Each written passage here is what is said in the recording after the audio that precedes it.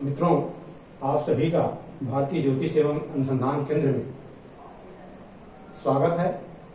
आप सभी लोगों ने जाना ग्रहों की उच्च व नीच राशियां क्या होती हैं, ग्रह कितने अंश पर उच्च होता है, ग्रह कितने अंश पर नीच होता है और उसकी मूल त्रिकोण राशि क्या है, उसकी स्वराशि क्या है, यह आपको पिछले वीडियो में बताया गया था। आज हम आपको ग्रहों के अस्त एवं वक्रत्व के बारे में बताएंगे। ग्रहों के कुछ दुर्गुण होते हैं,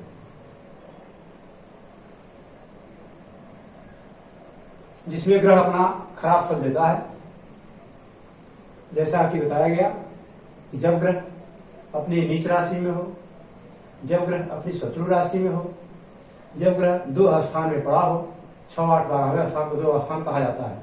जब ग्रह दो स्थान में पड़ा हो अथवा जब ग्रह अस्त हो या वक्री हो तो अपना प्रभाव कम देता है, उसका प्रभाव जीवन पर बढ़िया नहीं पड़ता, अच्छा नहीं कहा जाता।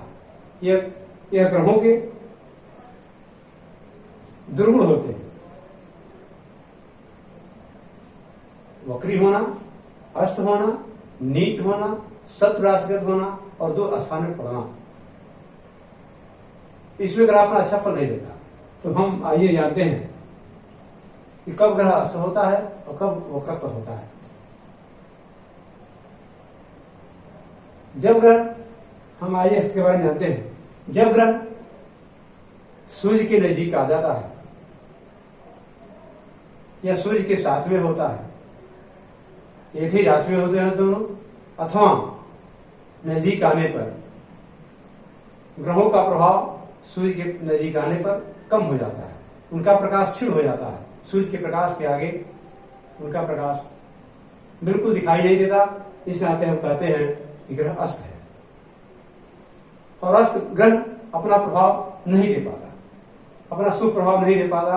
अस्त ग्रह हमेशा अपना अशुभ प्रभाव ही देगा।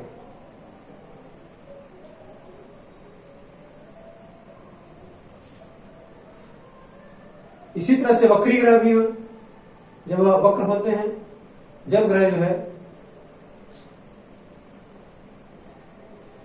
अपने वक्र स्थिति में आते हैं। वक्र स्थिति का मतलब होता है अपने चाल में कमी कर देना, या ग्रह चलते चलते मार्ग पर नहीं चलता रहता है, लेकिन कभी कभी जो है वह जो है ऐसा प्रतीत होता है वो पीछे चल रहा है, हमारे देखने में लगता है कि वो पीछे चल रहा है। ऐसी स्थिति में उसको वक्र कहा जाता है। इन सब की स्थिति सूर्य से ही जानी जाती है। वक्रत्व की स्थिति भी और अस्त की स्थिति, दोनों स्थितियां सूर्य के द्वारा ही जानी जाती हैं। अब हम आइए चक्र के माध्यम से देखते हैं। एक हम चार्ट बनाते हैं। इस चार्ट के माध्यम से हम जानेंगे कि कौन सा ग्रह कितनी दूरी पर आकर के अस्त होता है और कितनी दूरी पर आकर के वक्र होता है। यह दूरी सूर्य से ही नापी जाती है, इसको हम ध्यान में रखेंगे। सूर्य से ही दूरी नापी जाती है। तो सबसे पहले आइए हम बताएं आपको कि सूर्य एवं चंद्रमा ये अस्त, ये वक्री नहीं होते। ये हम जान लें, सूर्य चंद्रमा वक्री नहीं होते।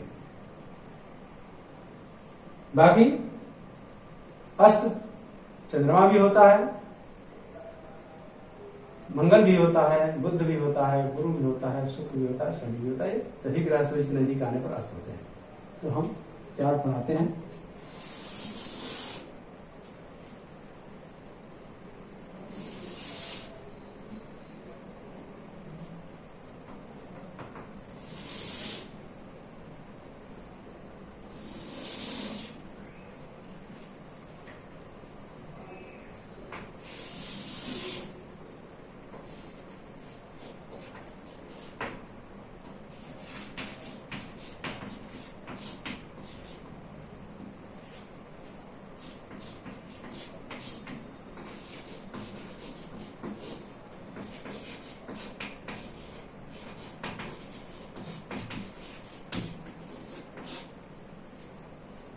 देखिए लिखा पहले कॉलम में ग्रह, दूसरे कॉलम में अस्तमान यानी अंश में, उसका अंशमान कितना होगा तो अस्त्र कहा जाएगा, और कितना अंशमान होगा तो वक्र गति वाला कहा जाएगा, ये हम जानते हैं।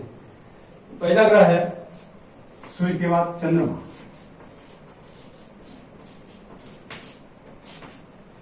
चंद्रमा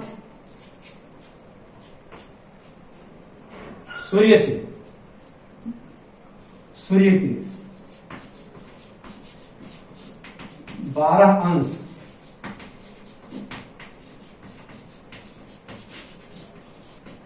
चंद्रमा सूर्य से 12 अंश नजीक आएगा तो अस्त कहा जाएगा।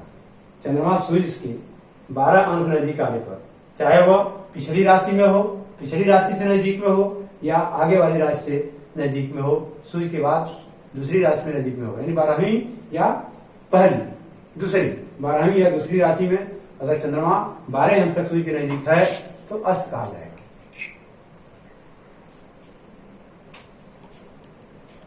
वक्रत्व के लिए बता दिया गया, इस चंद्रमा और सूर्य वक्र नहीं होते, इसलिए यहां पर इसको हम खाली छोड़ते हैं। दूसरा ग्रह हम लेते हैं मंगल। मंगल के बारे में जानते हैं। मंगल सूर्य से 17 अंश नजदीक आने पर, 17 अंश नजदीक आने पर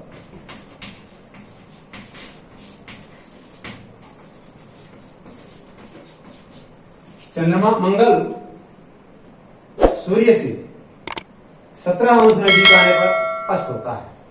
अब 17 अंश नजदीक यानी दूसरी राशि में हो या उसी राशि में हो, 17 अंश के नजदीक है तो अस्त माना जाएगा, या उसके पीछे वाली राशि में हो और 17 अंश के नजदीक हो तब भी अस्त माना जाएगा, या आगे वाली राशि में हो और 17 अंश के नजदीक हो तो अस्त माना जाएगा। हम दोनों में देखते हैं, उस राशि में रह करके, दूसरी राशि में रह करके, या पिछली राशि में 12वीं राशि में रह करके देखेंगे हम कि वह मंगल अगर सूर्य से 12वीं राशि में 17 अंश के नजदीक है सूर्य के तो भी अस्त, सूर्य के साथ रह करके 17 अंश नजदीक है तो भी अस्त, और दूसरी राशि में 17 अंश तक नजदीक में है तो भी अस्त माना जाएगा।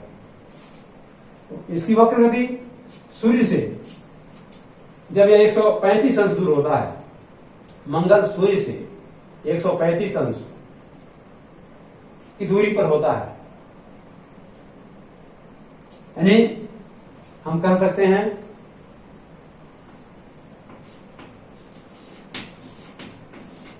एक 135 अंश, 5वीं या 6वीं राशि कह लीजिए, 135 अंश अगर दूर होगा सूर्य से तो यह वक्र माना जाएगा।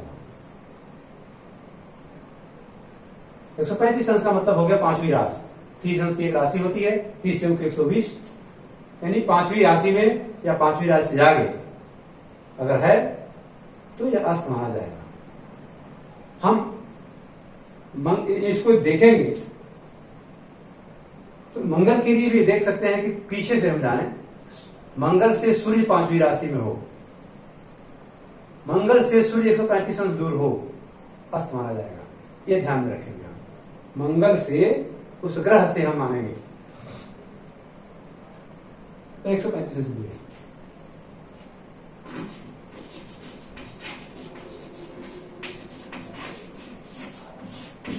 पर वक्र होता है। आइए अब हम देखते हैं बुध।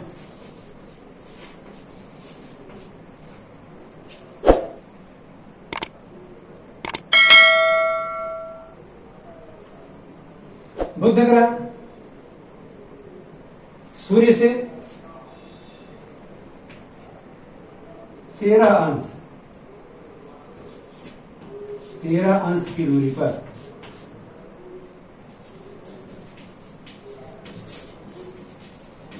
बुध ग्रह सूर्य से 13 अंश की दूरी पर या 13 अंश के नजदीक आ जाता है तो अस्त माना जाता है, चाहे वो पिछली राशि से लें, उसी राशि में लें, या उस राशि से आगे की राशि में लें।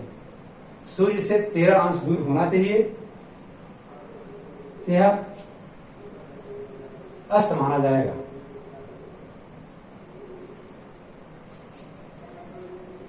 यह वक्रत्व इसका बुध सूर्य से 27 अंश जब दूर होता है, यानी दूसरी राशि में होता है, कहले हम सूर्य से 27 अंश की दूरी पर, 27 अंश की दूरी पर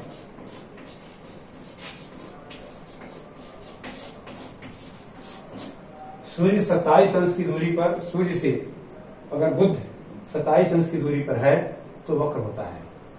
इसकी गति वक्र होती है। दूसरी राशि कहेंगे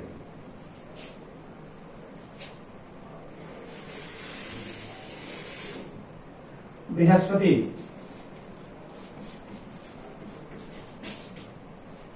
बृहस्पति 11 अंश की दूरी पर, बृहस्पति सूर्य से 11 अंश की दूरी पर, चाहे आगे हो या पीछे हो, नजदीक रहने पर अस्त माना जाता है।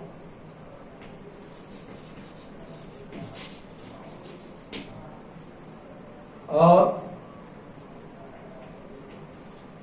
120 अंश पीछे हो, सूर्य से 120 अंश पीछे हो, यानी बृहस्पति से सूर्य की दूरी, सूर्य 5वीं या 6वीं राशि में हो, बृहस्पति से सूर्य 5वीं या 6वीं राशि में है तो वक्र माना जाएगा। बृहस्पति से सूर्य 5वीं या 6वीं राशि में हो या 120 अंश बृहस्पति पीछे हो तो बृहस्पति का वक्र माना जाएगा। चंद्रमा सूर्य के बता दिया गया वक्र नहीं होता, ये ध्यान में रखेंगे। तो मेरे कहने में कहीं भी यह बात आ रही हो वक्र होने की तो ग्रह से चंद्रमा सूर्य को छोड़कर के ही समझना। तो 120 अंश पीछे होने पर या बृहस्पति से 120 अंश यानी 5वीं या 6वीं राशि आगे होने पर बृहस्पति वक्र माना जाएगा। बृहस्पति से सूर्य की दूरी बताई जा रही है, इसकी वक्र गति होती है। 5वीं या 6वीं राशि कह सकते हैं, 5वीं या 6वीं, 5वीं या 6वीं राशि। अब हम शुक्र को लेते हैं।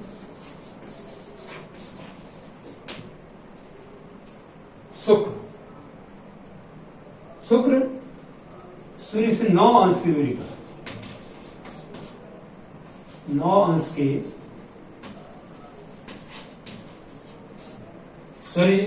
शुक्र सूर्य से 9 अंश के नजदीक आने पर, चाहे वो 12वीं राशि पिछली राशि में हो, 12वीं राशि कह लीजिए या उसी राशि में कहिए या दूसरी राशि में कहिए, सूर्य के नजदीक 9 अंश के नजदीक अगर रहता है शुक्र तो अस्त माना जाएगा।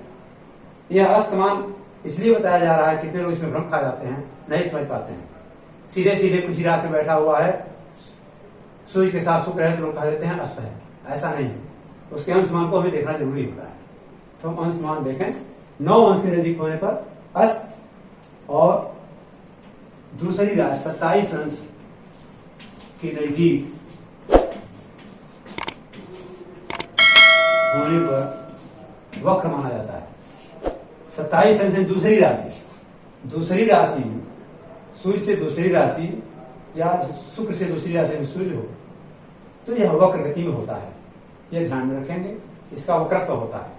यानी सूर्य और शुक्र और बुध दोनों सूर्य के नजदीक में ही होकर के वक्र होते हैं। इनकी वक्र गति सूर्य की नजदीक रहती है। शनि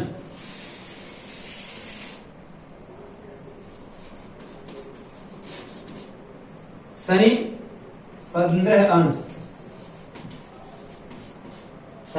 अंश सूर्य के नजदीक, चाहे पीछे हो या आगे हो या उसी राशि में हो, 15 अंश के नजदीक है तो वक्र होता है। और 120 से 180 अंश कह लीजिए तक वक्र रहता है।